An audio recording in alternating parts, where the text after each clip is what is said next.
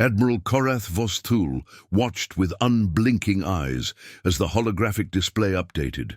The small blue-green planet rotated slowly, seemingly harmless amid the void. Behind him, the bridge crew of the dreadnought Inevitable Conquest maintained perfect silence, awaiting his judgment. "Primitive," he finally announced, his triple-layered voice echoing through the command center. "Another species barely beyond their atmospheric confines." The Galactic Conclave records indicate this world's dominant species call themselves humans, offered Science Officer Luthex. Their technological development curve is unusual. Korath turned his armored carapace toward the officer. "Elaborate." "Most civilizations follow predictable advancement patterns, but these creatures achieved nuclear capabilities while still burning hydrocarbons for energy. They created global information networks before mastering clean fusion. They're chaotic in their progress. The Grand Imperium had conquered 17 sectors across 3 galactic arms. Their directive was absolute. All intelligent life would serve or perish. Earth represented nothing more than a footnote in their expansionist campaign. "Deploy standard subjugation protocol," Korath commanded. 4 vessels should suffice. The warships, implacable, Dominion, resolute, and unyielding might, detached from the battle fleet, arcing gracefully toward Earth. From his personal quarters aboard the Inevitable Conquest, Fleet Commander Dravix Thorn observed the initial approach with mild interest. After 2 centuries of military service, first contact scenarios had become routine. The Imperium's technological superiority ensured swift victories. These humans would prove no different. "Commander," his communication array chimed. "Unusual. Readings from the 3rd planet," Dravix frowned. "Specify." "Energy signatures inconsistent with their documented technology level. Possible defensive capabilities beyond our intelligence estimates. Irrelevant," Dravix dismissed. "Proceed." The 4 warships entered Earth's outer atmosphere, their hulls glowing red-hot against the friction. Electromagnetic pulses fired automatically, designed to disable planetary communications and defense systems. On Earth, Major Talia Frost stood in the Pentagon's underground command center, surrounded by military leadership. The approaching alien. Vessels had triggered every early warning system simultaneously. "They're broadcasting something," announced technical specialist Ryvan Oberon, fingers dancing across his console. Translating now, a booming triple-toned voice filled the room. "People of Earth, your existence is now property of the Grand Imperium. Surrender your world and accept servitude. Resistance will result in planetary sterilization." General Lowell, Blackwood, chairman of the Joint Chiefs, leaned forward. "Are the Thor platforms operational?" "Yes, sir," replied Colonel Maddox. "Orbital defense grid is green across all stations." "And Project Obsidian?" Talia stepped forward. "Ready, sir." The general's weathered face revealed nothing as he gave the order. "Activate countermeasures. Let's show our visitors what happens when you threaten Earth." High above, Lieutenant Commander Velar, tactical officer aboard the Implacable, monitored the planet's response, or lack thereof. "No coordinated defensive measures detected," he reported. "Minimal military mobilization. They appear disorganized." Captain Gren nodded approvingly. "As expected. Begin deployment of atmospheric stabilizers for troop insertion." Suddenly, Velar's console erupted with warnings. "Unknown objects approaching, rising from planetary surface at high velocity." The captain barely had time to order shields to maximum. Before the first wave hit, primitive kinetic projectiles, except they weren't primitive at all. They were dense tungsten rods accelerated to relativistic speeds, somehow masking their energy signatures until the final approach. The Implacable shuddered violently as its shield grid collapsed under the onslaught. Across the invasion fleet, similar reports flooded in. The supposedly primitive humans had completely concealed their actual defense capabilities. Commander Dravix watched in disbelief as the four warships struggled against the unexpected resistance. Something had gone catastrophically wrong with the intelligence assessment of this species, and from Earth's surface, more weapons were powering up. The unyielding might disintegrated first, its reactor core breached by Earth's orbital defense platforms. The Resolute and Dominion followed minutes later, shattered by concentrated fire from ground-based energy weapons that shouldn't have existed on such a technologically young world. Only the Implacable remained, its hull scorched and systems failing. As Captain Guren ordered an emergency retreat to the safety of the fleet. "Impossible," whispered Commander Dravix, watching the sole surviving ship limp back toward the battle group. In 2 centuries of conquest, the Imperium had never suffered such losses during a first contact. How could our intelligence be so wrong? Admiral Karath's rage filled the command chamber of the inevitable conquest. These humans conceal their true capabilities, a deceptive species, dangerous, cunning. The surviving vessel reports the humans employed technologies from at least 3 different advancement tiers simultaneously, Science Officer Luthex explained. Their weapons combine primitive kinetic principles with energy manipulation beyond their supposed development stage. Fleet Commander Dravix stepped forward. "We must revise our approach. Standard subjugation protocols are clearly insufficient. In Earth's orbital command station Artemis, General Blackwood monitored the alien fleet's reactions through advanced sensor arrays. Beside him, Major Frost analyzed tactical data from the engagement. "They're regrouping, sir. Appears they're shocked by our response." Blackwood nodded grimly. "Good. Let's keep them off balance. What's the status of the Nemesis?" "Holding position in lunar shadow," replied Admiral Kento Izarin via secure channel. "Ready to deploy on your command." The general smiled thinly. "Maintain stealth protocols. Let's see what they do next." Aboard the Imperium flagship, a war council convened. The highest-ranking officers gathered to reassess the situation. "We underestimated them once. It will not happen again," Korath declared. "Deploy the full battle group. Overwhelm their defenses with numbers." Dravix hesitated. "Admiral, with respect, something about these humans troubles me. Their technological inconsistency suggests—" "Your concerns are noted, Commander," interrupted Korath, "but the Grand Imperium does not retreat. Prepare 30 warships for the second wave." As the Imperium fleet repositioned, Specialist Varlan, Corps in their intelligence division, made a disturbing discovery. "Commander," he called to Dravix privately, "I've detected anomalous readings from Earth's moon. Elaborate energy signatures consistent with advanced propulsion systems, but there's something else, a material that absorbs our scanning beams rather than reflecting them." Dravix's blood ran cold. "A stealth vessel? Possibly. Unlike anything in our records." The commander immediately requested an audience with Admiral Korath, but was denied. The second attack wave had already begun its approach to Earth. Aboard the Nemesis, hidden in the moon's shadow, Admiral Izarin watched the approaching Imperium and vessels.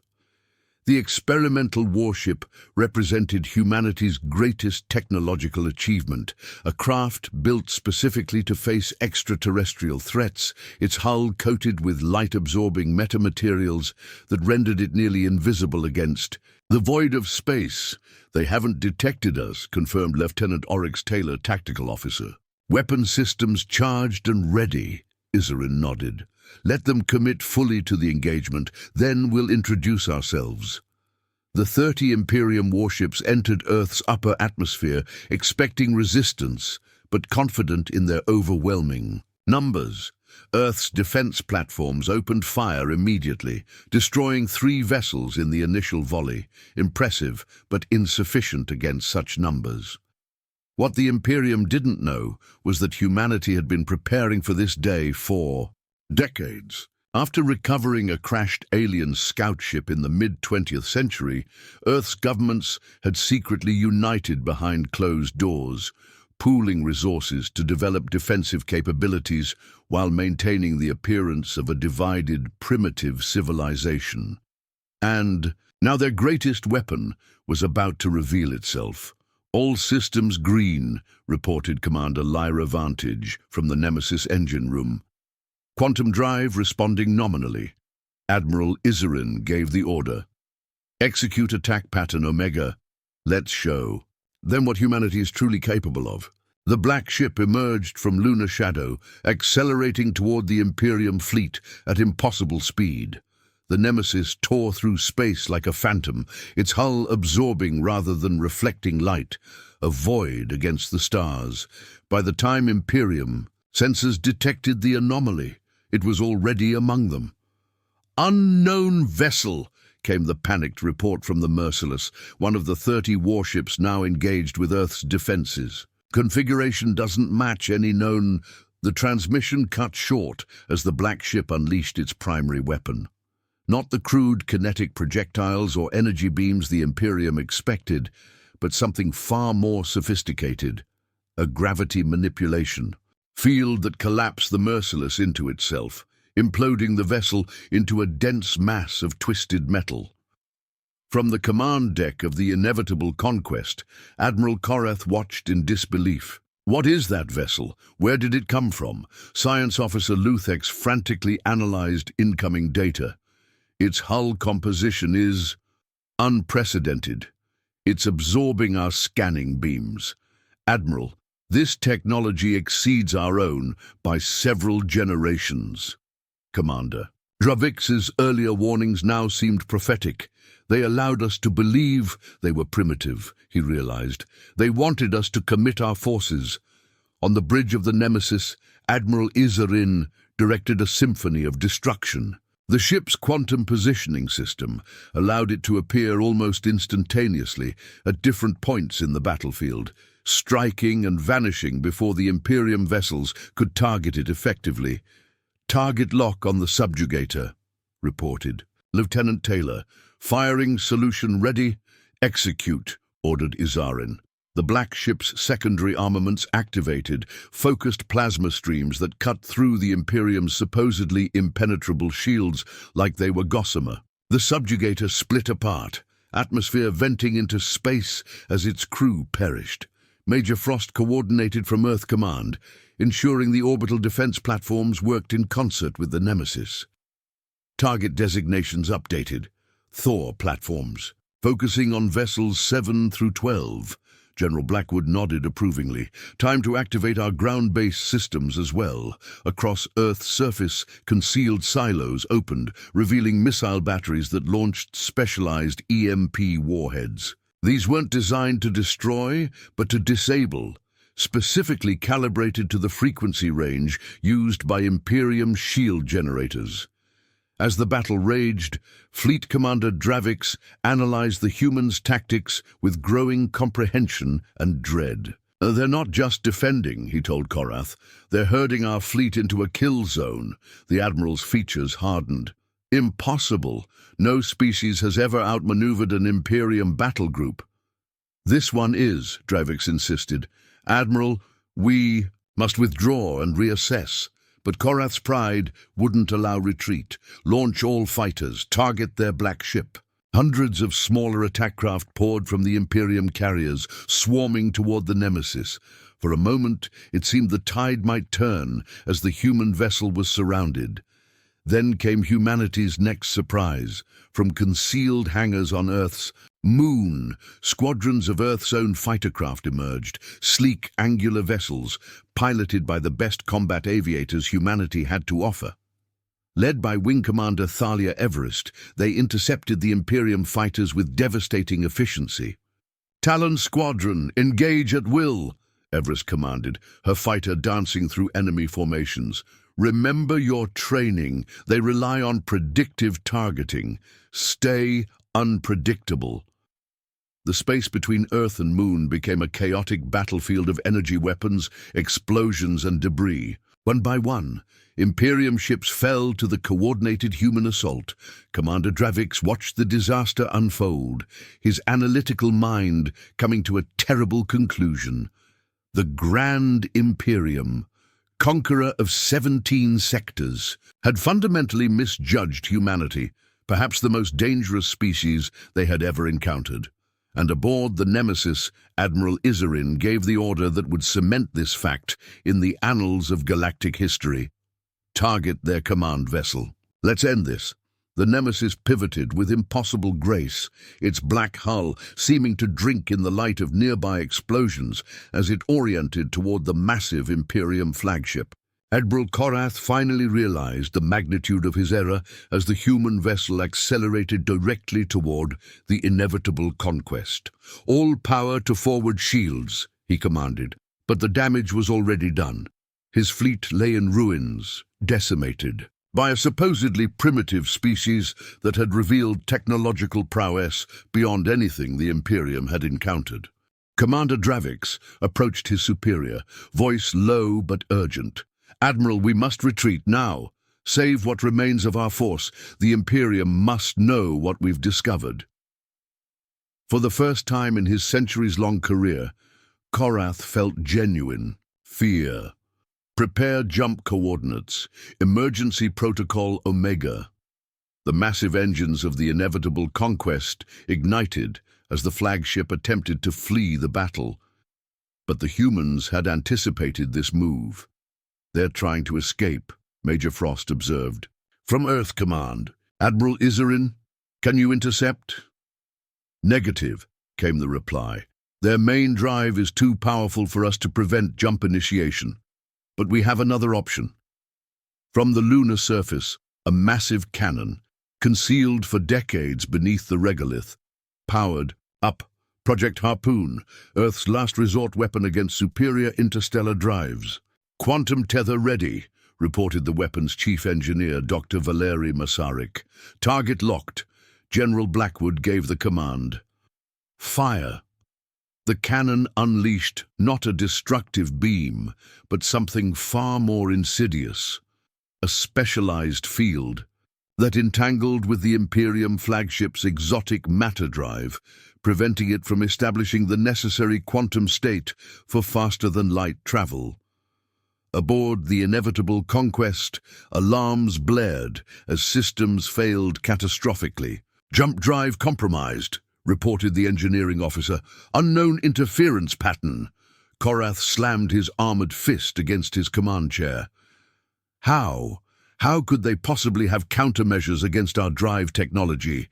Fleet Commander Dravix watched tactical displays showing the remaining Imperium vessels being systematically destroyed. Only 5 ships remained operational from an original force of 34. Whatever humanity was, they were not the primitive beings Imperium intelligence had described. "We must surrender," Dravix suggested quietly. "The Grand Imperium does not." "Surrender," roared Korath. "Then we die," Dravix replied simply. On the bridge of the Nemesis, Admiral Izarin considered the crippled flagship. "Prepare to disable their weapon systems. We want their command structure intact if possible." But before the order could be executed, 3 of the remaining Imperium vessels made a desperate move, positioning themselves between the flagship and the human forces, sacrificing themselves as shields. "This is our only chance," Dravix urged. "Admiral Korath, while they sacrifice themselves, we can attempt a modified jump, short range, just enough to escape the immediate battlefield." Korath finally nodded. "Do it."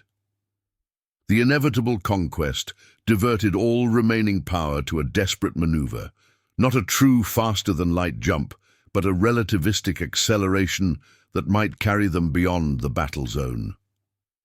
From Earth Command, Major Frost tracked the flagship's desperate escape attempt. "They're accelerating to relativistic velocity on conventional drives. Trajectory indicates they're making for the outer system." General Blackwood frowned. "Can we pursue?" "The Nemesis can," confirmed Admiral Izarin over the comm, "but we'll be leaving Earth undefended. Let them go, the general decided after a moment's thought. One ship cannot threaten Earth now, and we've sent our message. Let them carry word of their defeat back to their empire. As the inevitable conquest fled toward the outer darkness of the solar system, Commander Dravik stood silent at his monitoring station. The battle had been lost catastrophically, but perhaps something valuable had been gained. Knowledge of a species unlike any the Imperium had encountered before. Humans didn't follow the expected patterns of technological development. They had somehow concealed their true capabilities, presenting a facade of primitive disunity while secretly preparing advanced defenses. Most concerning of all, they seemed to have specific countermeasures against Imperium technology. How? Korath demanded, echoing Dravik's own thoughts. How were they so prepared for us? A chilling possibility formed in Dravik's mind, one he wasn't yet ready to voice to his admiral. What if humans had encountered the Imperium before? The inevitable conquest limped through the void, its once proud systems failing one by one as it passed Neptune's orbit. In the ship's medical bay, Science Officer Luthex studied genetic samples obtained from debris containing human remains. "Admiral," Luthex called, his voice unsteady, "you must see this immediately." Korath and Dravik arrived to find the science officer staring at holographic genetic sequences. "Explain," demanded Korath. "I've been comparing human DNA with our genetic database," Luthex began. "There's a pattern here that's impossible." Dravik leaned closer. "What am I looking at?" "Genetic markers common to over a dozen species across the galaxy," Luthex explained. "Markers we've only seen in completely unrelated civilizations separated by thousands of light years." "Contamination in your samples?" suggested Korath. "No," Luthex insisted. "It's part of their fundamental genetic structure. These humans, they're not just one species, they're a composite." Dravik's mind raced with the implications. A deliberate engineering project, on a scale never before documented, confirmed Luthex. These humans contain genetic material from species the Imperium has conquered across 3 galactic arms, species that shouldn't have had any contact with each other. Meanwhile, aboard the Nemesis, Admiral Izarin met with humanity's leadership. In a secure communication chamber, the faces of world leaders filled displays around him. "The Harbinger Protocol has been successfully executed," he reported. "The Imperium now knows humanity is not to be trifled with." United Earth President Orion Valashi nodded gravely. "And they've taken the bait?" "Their flagship escaped as planned, carrying the evidence we wanted them to find." Director Meridian Ellis of the Xenological Intelligence Division spoke next. "Then we proceed with Stage 2. Their return to Imperium space will trigger exactly the response we need." Back on the damaged Imperium flagship, Luthex made another discovery as they prepared to attempt a full jump back to Imperium space. "Admiral," he called, voice shaking, "I've found something in their battle tactics. The humans didn't just defeat us, they used specific counter-strategies designed for our ships. Strategies that exploit weaknesses only someone intimately familiar with our technology would know." Commander Dravik felt the pieces finally click into place. "Our previous scout missions, the ones that never returned." Korath's eyes widened. "Impossible. Those vessels self-destruct upon capture." "Unless the humans found a way to prevent that," suggested Dravik. "What if they've been studying us for decades, learning our technology, our tactics, preparing specifically for us?" finished Luthex. A terrible silence fell over the command center as the implications became clear. The supposedly primitive humans had not only anticipated the Imperium's arrival, they had been preparing for it meticulously. On Earth, in a facility deep beneath the Antarctic ice, a team of scientists and military personnel stood before a massive object, the preserved hull of an Imperium scout ship that had crashed 70 years earlier. "The beacon is active," confirmed Dr. Amara Kalon. "The surviving ship has transmitted exactly the data we wanted them to see." Major Frost nodded in satisfaction. "Then they'll return with a larger force, exactly as we predicted." "And Operation Trojan Horse?" asked General Blackwood. "The quantum entanglement device is functioning perfectly," Dr. Kalon replied. "When they make the jump back to their territory, it will activate." President Valachi's expression was solemn on the communication screen. 70 years ago, their scout ship revealed the threat. We've spent every moment since preparing not just to defend ourselves, but to end their empire of conquest forever. As the inevitable conquest finally managed to activate its damaged jump drive, Commander Drevix felt a strange sensation, a subtle vibration through the ship's hull that didn't match any known system function. "Admiral," he began, but it was too late. The ship vanished into faster-than-light travel, carrying within it something the crew never detected, a quantum-entangled payload designed by humans to activate upon reaching the heart of Imperium space. The Black Ship Nemesis watched from a distance as the Imperium vessel disappeared, its mission accomplished. "It's done," Admiral Izarin announced to Earth Command. "Now we wait."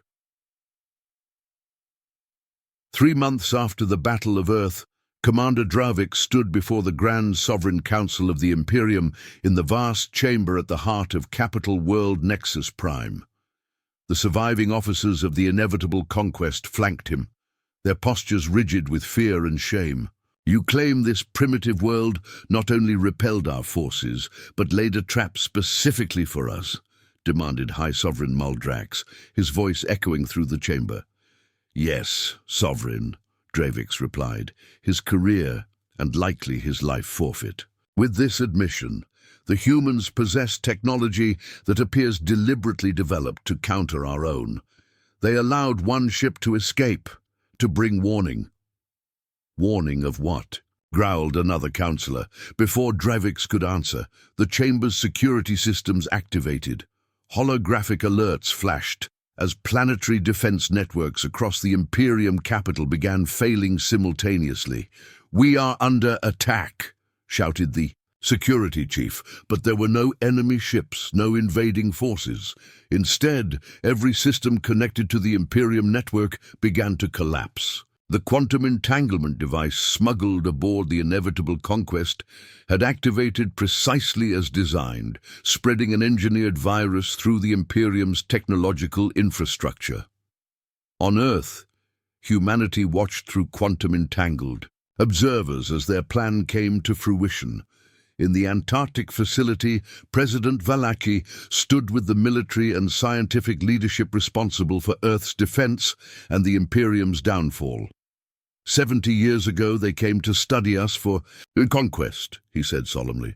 Instead, we studied them. We learned their language, their technology, their weaknesses. We discovered their pattern of systemic genocide across 3 galactic arms. Major Frost nodded. And we made a choice, not just to defend Earth, but to liberate the galaxy. Across the 17 conquered sectors, the subjected species of the Imperium watched in amazement as their oppressors' technology failed. Automated defense systems shut down, planetary shields collapsed. The machinery of conquest that had held them in bondage for centuries simply stopped. In the council chamber on Nexus Prime, Drevix watched the panic unfold with a strange calm. He had suspected something like this might happen from the moment. He'd studied the humans' tactics. They were too prepared, too knowledgeable about Imperium vulnerabilities. "What have you done?" Sovereign Muldrax demanded. "Not I," Drevix replied. "The humans. They didn't just defeat us, they used us as a delivery system." On view screens across the chamber, reports flooded in of strange ships appearing near formerly conquered worlds. Black ships, impossible to detect until they chose to reveal themselves. The Nemesis had not been unique. It had been the prototype. For a fleet, aboard the lead vessel of this armada, the Vindicator, Admiral Izarin addressed the Imperium worlds via captured communication networks. People of the conquered sectors, this is Admiral Kento Izarin of Earth. The Imperium's control over your worlds has ended. We have no interest in replacing one empire with another. Each world is now free to determine its own fate. Representatives from Earth will arrive shortly to offer humanitarian and technological assistance to those who desire it. Back on Nexus Prime, as Imperium forces scrambled uselessly to regain control of their failing systems, Commander Dravix turned to Admiral Korath.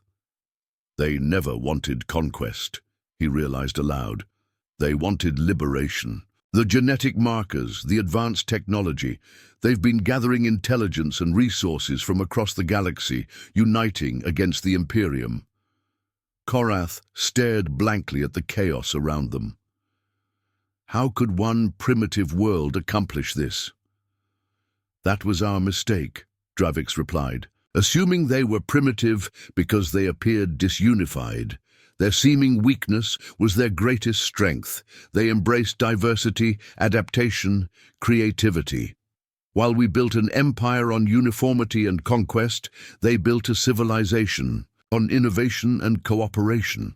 As the Imperium collapsed around them, Commander Dravix understood the true nature of the species they had so fatally underestimated. Humans hadn't just defeated the Imperium, they had fundamentally outthought them, using the Imperium's own arrogance as a weapon against them. On Earth, humanity celebrated not conquest, but liberation.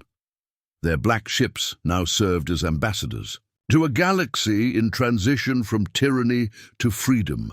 Was it worth the risk? General Blackwood asked President Vallaki privately as they watched the reports flood in. If our plan had failed, Earth would have faced the full might of the Imperium. That was always their intention, Vallaki replied solemnly. We simply chose not to wait for them to build enough forces to overwhelm us. We struck first, but for defense, not conquest. Across the galaxy, former Imperium subjects looked to the skies with hope rather than fear. The species that had brought down their oppressors came not as conquerors, but as allies, offering knowledge and assistance without demanding submission.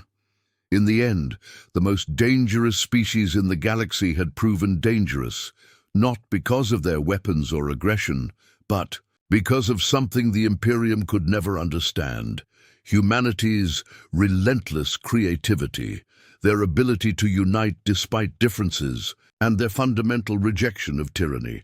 And the black ships that had seemed so ominous to the Imperium became symbols of liberation throughout the stars. Reminders that even the mightiest empire could fall to those they deemed primitive. When those primitives refused to accept subjugation as their fate, as for Commander Dravix, watching his civilization crumble around him, he couldn't help but admire the elegance of humanity's victory. They had indeed proven themselves the most dangerous species in the galaxy, not through superior firepower, but through superior imagination. The Imperium had arrived at Earth expecting conquest. Instead, they had delivered the seeds of their own destruction, carried home in a single black ship.